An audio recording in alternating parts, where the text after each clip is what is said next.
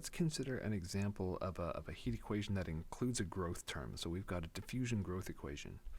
So suppose we're modeling some algae that has invaded a long, narrow channel filled with water. And we'll take the location of the point source of the algae just to be our origin, 0.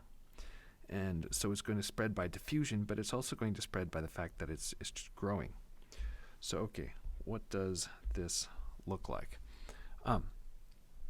Well, it turns out that the way solutions to the heat equation work, and this includes generalized ones. So for our example here, we've got, we saw in a previous video that the solution for this guy is going to be 1 over square root 4 pi d times t times the exponential of, and our center's 0, so it just looks like minus x squared over 4 dt.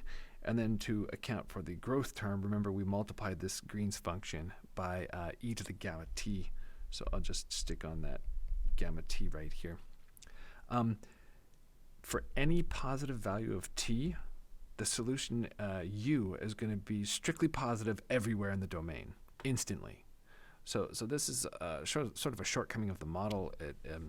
It would indicate that it's moving at infinite speed, which is not possible. But typically it's not a problem, since, I mean, even though it's strictly positive, it's so darn close to 0 that it doesn't throw off any modeling results or anything like that. So anyways, though, the long and the short of it is that if you want to talk about where is the solution first becoming positive, well, it's a nonsense question because it's instantly positive everywhere. So if we want to talk about the spread of the algae and how quickly it's moving, we need to keep track of something else. So what we'll do is we'll fix a density. So this is just going to be some arbitrary positive number. And so this is, I guess, going to be expressed in terms of cells per liter, something like that. And we'll let x epsilon of t denote the position of the wavefront.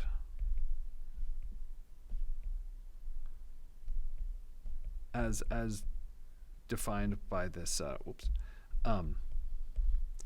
this density epsilon. So in other words, we want x epsilon of t to be the smallest value of x, such that the density at that location at time t has reached at least epsilon. Okay, so what does this look like? Well, if we, I'll draw a little sketch here. Oops.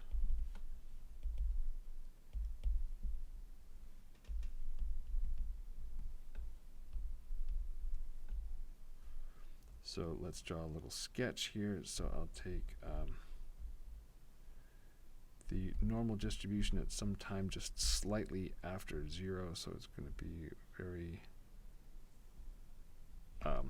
tightly centered here. So say this is at time t equals 1.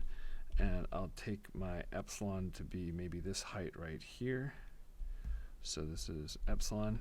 Then the position of the wavefront would be this guy. So this is x epsilon at time 1.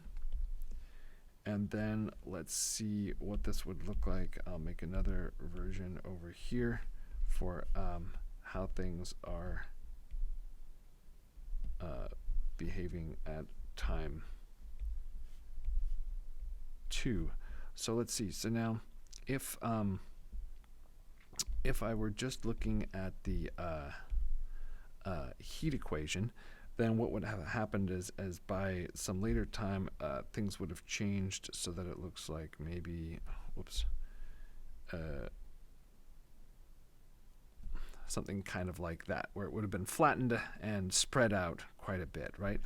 But since there's a growth term coming into play here at the same time, I'm going to take that same curve and actually stretch it up by some multiplicative factor to account for the fact that there's a proportional growth term going on like that.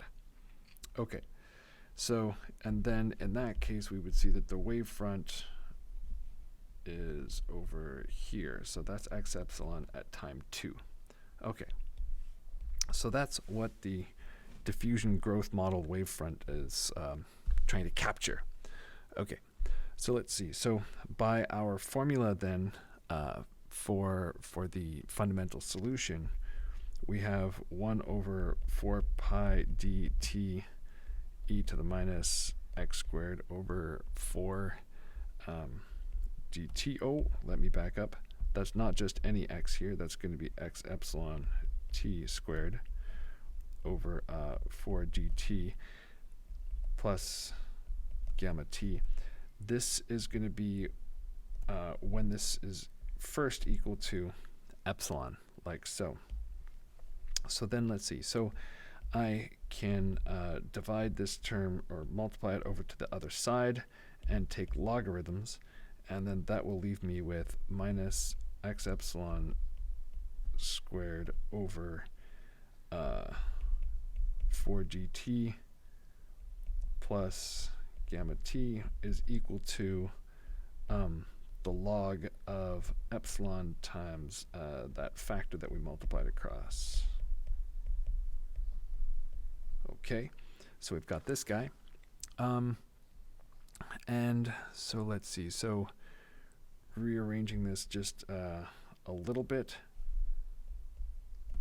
Let's see. So I'm going to divide everywhere through by gamma t, by minus gamma t, actually.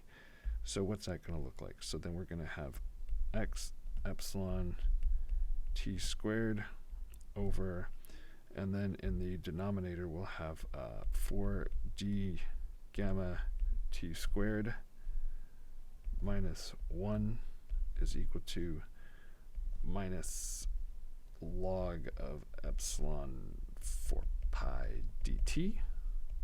And in the denominator we've got our gamma t. Okay.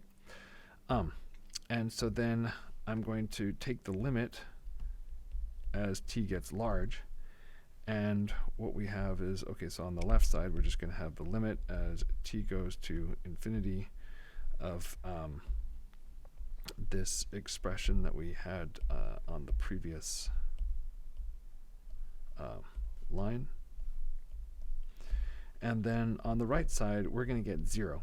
And you can check that by L'Hopital's rule. And so what that tells us then is that the limit as t goes to infinity x epsilon t quantity squared over 4d gamma t squared is equal to 1.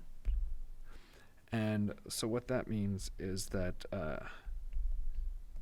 x epsilon t is well approximated by t times square root 4d gamma as time gets large. So that's the approximate speed of the wavefront for large values of t.